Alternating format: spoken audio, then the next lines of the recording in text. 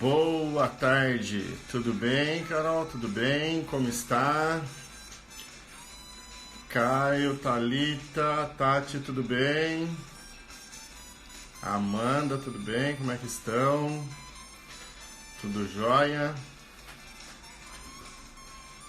Maravilha, pessoal. Vamos entrando neste feriado. Aí sim, hein? Até no feriado a gente manda live, a gente trabalha. Maravilha. Nossa live tradicional de sexta-feira, com feriado sem, não me interessa. Estamos ao vivo aqui no Instagram. Muito bem, a Amanda, o Caio estão aí. Daqui a pouquinho vocês vão receber alguma coisa, viu? Vocês que foram selecionados para a nossa consultoria gratuita. Daqui a pouquinho tem alguma coisa para vocês. Eu tô terminando aqui algumas coisinhas e vou mandar para vocês no WhatsApp. Tudo bem? Lígia, Antônio, Liliana, minha irmã, tudo bem? Muito bem, pessoal. Hoje nós estamos aqui para falar de fasciite plantar. Então vamos lá. Bom, primeiro, né, nossa live de sexta-feira sempre é rápida, né? Aproveitar o horáriozinho do almoço, né? Depois o pessoal volta a atender. Hoje eu sei que todo mundo, né? Talvez tem mais tempo aí porque não está atendendo. Mas hoje é feriado, tá? Então é feriado, então a gente tem que aproveitar também o feriado e dar uma descansada, né? Tava brincando com a Mariana ali agora há pouco, já lavamos a louça, já fizemos tudo e agora vamos para a live. Hoje eu tô de folga, esse final de semana de folga, depois de 8 finais de semana trabalhando, agora tem uma folguinha. Então vamos lá, pessoal, fascia plantar, fasciite plantar, né? Inflamação da face. A gente tem que tomar muito cuidado com certos diagnósticos, né? Certos rótulos, né? Que na verdade o diagnóstico nada mais é do que um rótulo. Porque alguns desses rótulos, eles realmente identificam o que é a característica da patologia. Então, por exemplo, quando a gente fala, né, fasciite plantar, então, fasciite é uma inflamação da fáscia plantar. Ok, beleza, é uma inflamação da fáscia, mas assim, a fáscia, ela inflamou do nada, ela inflamou do além. A Carol já teve, dói demais, dói muito, tá? A dor do paciente é ruim, imagina, é uma dor na sola do pé que cada passo que a pessoa vai dar é ruim para ela, porque assim, ela tem paciente que levanta de manhã, vai botar o pé no chão e nem consegue levantar, né? Assim, dói demais, sempre fica mancando e tudo mais. Então, quando a gente dá esse rótulo de fasciite plantar, a gente está dando esse rótulo para o produto final, que é a inflamação da fáscia plantar. Beleza, tá, e aí? Da onde isso vem? Por que aconteceu? Não tinha nada e de repente tem uma inflamação na fáscia? Por que isso aconteceu? Então, nós temos que entender algumas características, tá? Então, primeiro, a fáscia, ela é uma estrutura de suporte. Ela é uma estrutura de suporte, né? Ela dá forma, ela dá contorno para a questão da musculatura intrínseca dos pés, né? Quando é lá na parte plantar. Mas a gente tem fáscia no corpo inteiro. Então ela serve como estrutura de suporte. Ela é uma estrutura de transmissão mecânica de forças. Então, uma alteração que você tenha da postura numa determinada região é uma forma de transmissão de forças, né? Porque ela é um tecido muito pouco elástico, quase nada elástico, né?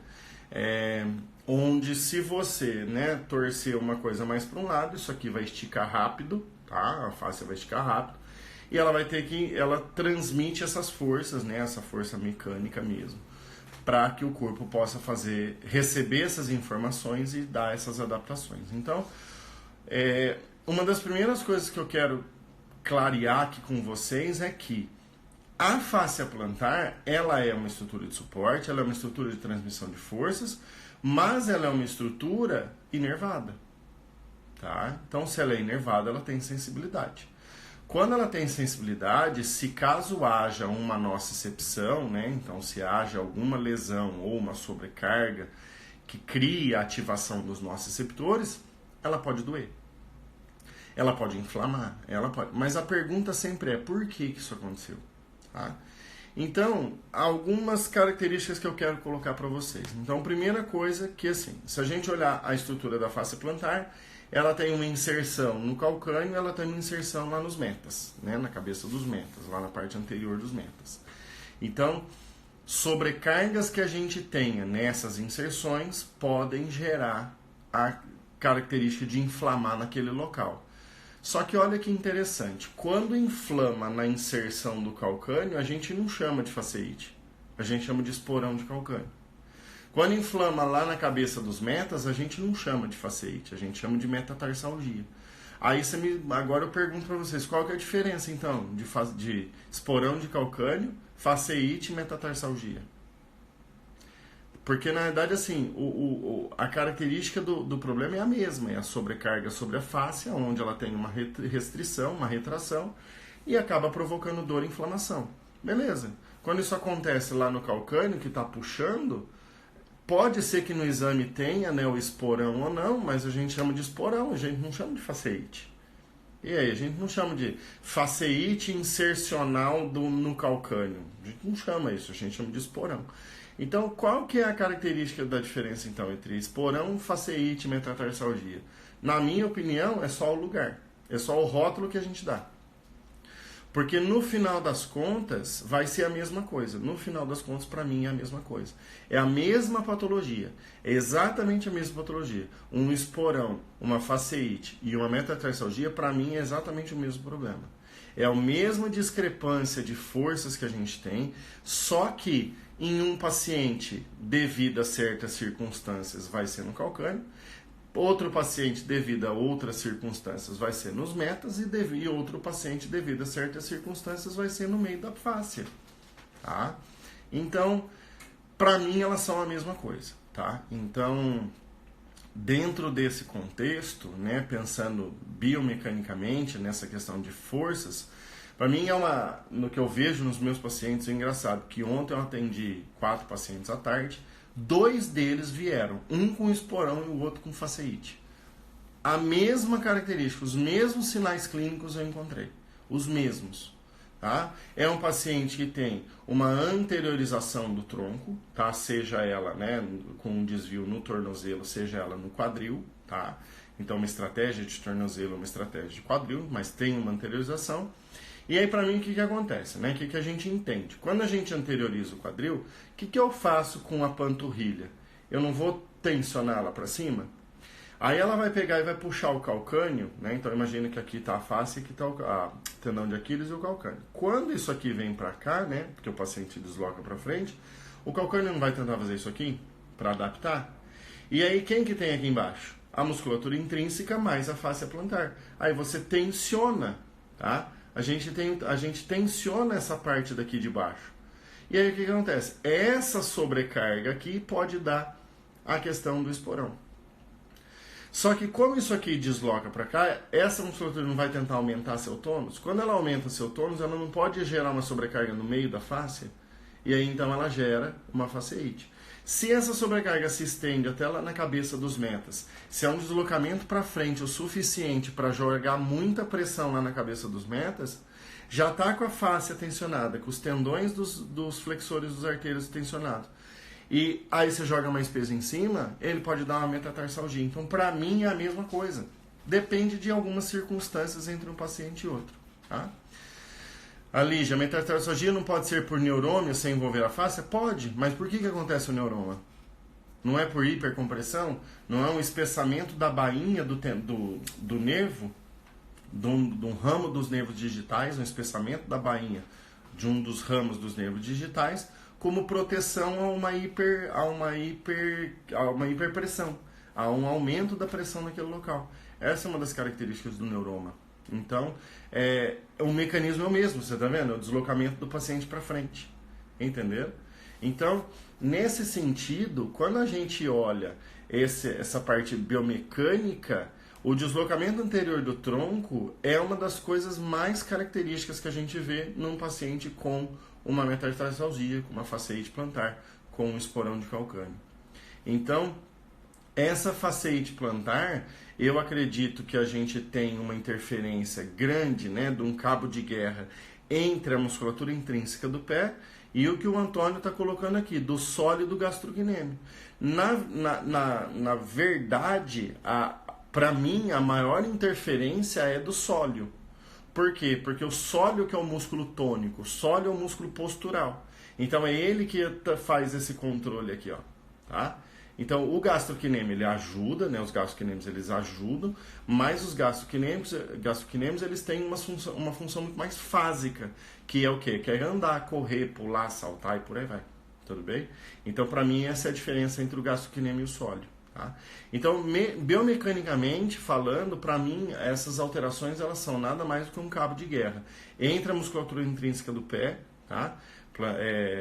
Adutor do hálux, abdutor do hálux, flexor dos artelhos, plantar medial, plantar quadrado e por aí vai, tá? Todos os músculos intrínsecos dos pés, mais, né, de um lado, e aí do outro lado o meio é o calcâneo, o outro lado é o sólio, tá? O gastrocnêmio e o sólio, dependendo do paciente até posterior de coxa, tá? Então, quando a gente analisa essa questão biomecânica, para mim é essa questão desse cabo de guerra, tá? Eu já vou voltar a falar disso, tá? A hora que a gente falar de tratamento. Uma outra coisa que a gente tem que entender é que, assim, aí vem de novo a pergunta, né? Se tem uma inflamação da fáscia, não, a fasciite, tem uma inflamação da fáscia, a pergunta é por quê? Aí fala assim, mas é porque deslocou para frente. Aí você tem que perguntar assim, por quê? Tá? Algumas vezes, tá? O que a gente entende hoje sobre controle postural são das disfunções neurais. Quando a gente tem uma disfunção de nervo tibial, quando a gente tem uma disfunção de nervo sural, a gente tem diminuição da ativação do sólio, tá? Então, essa diminuição por ativação do sólio de forma neural, tá? Isso pode acontecer em algumas disfunções. Então, é muito comum a gente encontrar disfunções do nervo tibial e do nervo sural quando a gente avalia paciente com fasciite plantar. Tudo bem?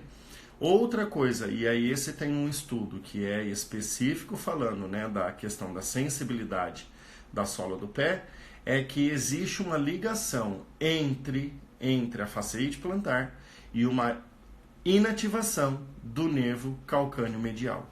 O nervo calcâneo medial ele é um ramo do nervo tibial posterior e ele é um nervo que ele vai descer, né, para a parte de baixo do pé e vai inervar parte da sola plantar. Quando a gente pega mais a inserção distal, a gente também não pode deixar de levar em consideração os nervos plantar lateral e o nervo plantar medial, tá? Porque eles também vão inervar parte da fáscia mais na parte distal, né? Mais próximo dos artérios, tudo bem? Então a gente tem essa característica neural também associada. Outra coisa que a gente vê que é muito comum é quando a gente faz, né, igual eu falei na live da semana passada sobre sobre o esporão, a questão do uso de salto, né? Tem que usar um saltinho, aí a mesma história da live da semana passada.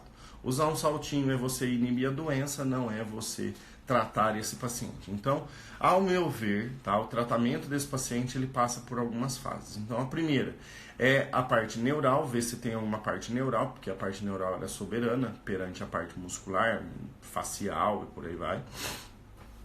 Então, a gente tem que ver se tem alguma coisa neural ou não. Tem que trabalhar muito, mas muito a propriocepção desses indivíduos, tá? Muito, tá? Porque essa sobrecarga que pode estar acontecendo, ela pode ser por falta de propriocepção, tá? Então, assim, os indivíduos precisam trabalhar bastante propriocepção. E, na verdade, propriocepção é um mecanismo neural, né? Então, quando a gente usa técnicas neurais, PNS, dermoneuro, algumas manobras de mobilização, manipulação, a gente está trabalhando a parte neural. Aí a gente trabalha a propriocepção, que também trabalha o componente neural. Tem que liberar a parte estrutural? Tem que fazer lá a liberação miofascial? Tem. Na minha opinião, sempre assim, no quadro agudo não, tá? Assim, se o problema começou agora, desculpa, se o problema começou agora, na minha opinião não deu tempo de ter muita retração miofascial assim, né? Se ele tinha antes, não era passível de tanto sintoma. Então, não necessariamente. Agora, se já é um quadro crônico, se já tem algumas semanas, aí tem que fazer, tem que liberar, porque ajuda. A gente sabe que a gente tem que fazer. Em superfície instável ou estável. Começa na estável, depois vai para instável, conforme o paciente vai melhorando, tá? A Bárbara perguntou, então a questão seria um desequilíbrio entre muscular, entre tônicos e fásicos. Na verdade, para mim, é só os tônicos, tá? Porque são eles que mantêm a postura. Então, geralmente é sobre os tônicos que a gente tem mais desequilíbrio. Porque o fásico a gente está andando o tempo todo, a gente está ativando eles o tempo todo. Então, o simples fato de você se movimentar, você está ativando os músculos fásicos, né? Então, agora a parte tônica, talvez ela se desequilibre para tentar manter, assim, ela se entre em disfunção para tentar manter o seu equilíbrio, tudo bem? A propriocepção começa na estável, depois passa para instável, tá, Antônio? Beleza? Então, essa questão do tratamento, passar primeiro pela parte neural e propriocepção, fazer a liberação do tecido, né, a liberação miofascial, para mim, como eu falo, né, são nos quadros mais crônicos, né, quando já tem algumas semanas de sintomatologia. E aí a gente entra numa questão que eu não sou muito fã nesses quadros, que é o alongamento. É muito comum passar alongamento para as pessoas, é muito comum. Tá? Ah, vamos passar alongamento, aí deita o paciente, bota a faixinha lá no pé e alonga. Aí entra uma questão, se meu paciente, né, se eu sei que ele está deslocado para frente, então, né, tá frente para lá. Se ele está deslocado para frente, essa musculatura, né, a gente já sabe, tem estudos que mostram que quando eu desloco para frente, eu aumento o tônus dos gastrocnêmios, do posterior de coxa e dos eretores da coluna. Aí o que acontece? Quando eu vou fazer o movimento de flexão anterior, ele limita, porque eles estão com aumento do tônus. Aí a pessoa vai lá e faz o quê? Ela aumenta, ela estica, ela alonga. Só que pensa comigo, pessoal. Se eu tiver um cabo de aço daqui a aqui, um cabo de aço daqui a aqui para me manter em pé, um poste. Esse poste começa a cair para frente. Você pega esse cabo de aço e amarra ele aqui para ele não cair. O que acontece se você aumentar o tamanho desse cabo de aço? Ele não vai cair mais para frente? Então, na minha cabeça, assim, por que a gente alonga um paciente que está com deslocamento anterior de tronco? Na verdade, a gente olha o produto final, que é o quê? A diminuição da amplitude de flexão de tronco, que está limitada pelo aumento do tônus, por ele estar deslocado para frente. Então, se eu alongo, tá? Se eu alongo, a gente vai fazer o quê? Eu vou gerar uma tentativa, né, ou talvez uma condição desse cara deslocar mais para frente. Se ele desloca mais para frente, o que ele vai fazer com o tônus? Ele vai aumentar mais ainda. Talvez você está persistindo nesse problema. Tá? Então, num primeiro momento, eu não alongo meus pacientes. Eu vou fazer fortalecimento. Se ele está com aumento do tônus, quer dizer que ele está precisando de mais força. Né? Ele está precisando disso. Então, eu vou dar fortalecimento. E como eu estou falando de fortalecimento de musculatura tônica, musculatura que controla a postura, ela é uma musculatura que contrai lenta e contrai continuamente. Então, como que eu ativo, por exemplo, o sólio? Né? O paciente vai ficar na sola do pé, se você ficar fazendo assim, ficar descalço, se ele ficar fazendo assim, ó, quem que ele está ativando? Musculatura fásica. Ele está ativando gastrocnêmios. Agora, como que eu ativo o sólio nos meus pacientes? Eu peço para ele ficar, né, descalço, apoiado com a mão, porque é um exercício de força, não é um exercício de equilíbrio. E aí, então, eu peço para ele começar a subir lentamente. Quando ele chega lá na ponta do pé, eu peço para ele manter na ponta do pé. E depois eu peço para ele descer lentamente.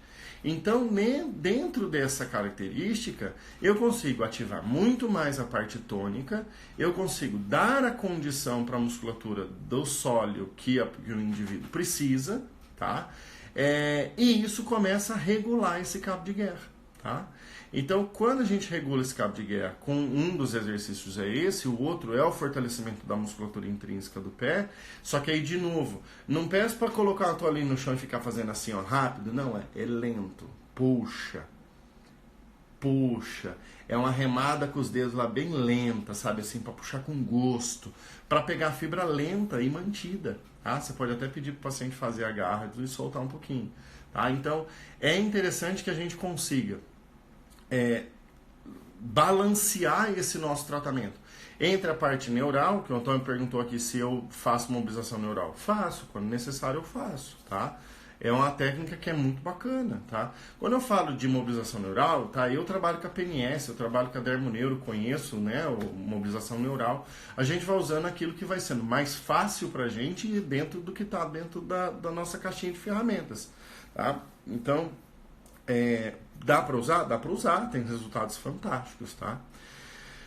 Então a gente precisa liberar essa parte neural, trabalhar essa parte neural e depois fazer essa regulação de forças. Na minha opinião, é essa regulação de força. E assim, o alongamento ele vai ficar para quando? Ele vai ficar para depois que o cara estiver melhor. Tá? Depois que o cara está melhor dos sintomas, eu falo assim, agora nós vamos alongar. Principalmente se é aquele paciente que já vem falando assim, quando eu uso um saltinho, alivia o meu sintoma. Porque aí o que acontece? Aí esse cara realmente ele tá com a panturrilha, talvez com o comprimento já um pouco mais curto, tá? Que aí ele nem consegue ficar com o pé no chão. Para normalizar o comprimento da panturrilha, ele precisa ficar com o saltinho. Aí esse sim, depois que melhorou o quadro, depois que aliviou pelo menos uns 80% do quadro, aí a gente entra com alongamento. Aí eu acho que o alongamento vale a pena, mas são poucas as circunstâncias, tá? A Lígia colocou aqui, o alongamento é um dogma criado, ensinei muito aos pacientes, até abrir minha cabeça. O alongamento, né, Lígia, ele é uma coisa necessária, a flexibilidade é uma coisa necessária, só que a gente tem que olhar para quê? Assim, para quê e quanto, né? Eu dou sempre o exemplo nos cursos. Você vai pegar e vai fazer lá uma extensão de tronco. Então, né, tô aqui, ó, vou virar aqui, vou fazer uma extensão de tronco. Aí eu faço isso aqui. Tá boa essa extensão de tronco para mim? Aí assim, a amplitude tá boa?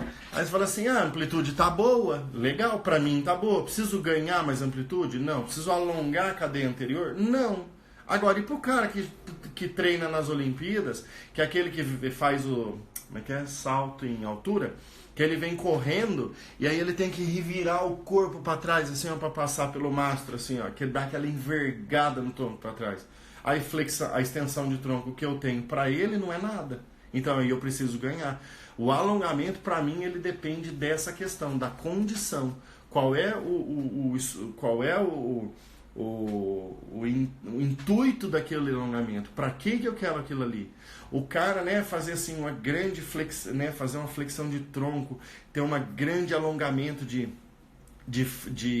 posterior de coxa, por exemplo. O cara que faz 110 com barreira, ele tá com o tronco reto e ele tem que pular erguendo, mantendo o tronco e fazer um movimento de flexão de perna de mais de 100 graus para ele poder ultrapassar a barreira. Então ele precisa ter alongamento suficiente. Agora, eu que não faço isso, não tenho. Tá? Aí outra coisa, abdução, né? Pegar adutores, né? Então assim, quanto que eu preciso de abertura de adutores? Para o cara que joga basquete, muito pouco. Agora, para um cara que joga tênis, ele precisa de um pouco mais. Porque muitas vezes ele vai fazer uma abertura para pegar uma bola, ele vai fazer uma abertura maior. Então tudo depende do quê? Do contexto, depende da condição de cada indivíduo, tá? Agora, o fortalecimento é uma coisa que a gente precisa perceber. E esse negócio do alongamento aí tem uma coisa interessante que a gente fala, né? Tem uma piada interna aqui no Instituto Salgado, que quem começou a falar foi o Rodolfinho, né? O professor Rodolfo Parreira, e ele fala assim, gente, né? Principalmente quando fala de corrida, tem que alongar para correr, né? Tem que ser muito alongado para correr. Aí, né? Fala assim, cavalo corre pra caramba e não alonga. Então, e aí? O cavalo corre, e aí ele não alonga. Assim, a questão está sempre assim, quanto que eu tenho que ter de alongamento? Quanto que eu tenho que ter de flexibilidade? E aí você dá a dose que você precisa para cada condição. Entendeu?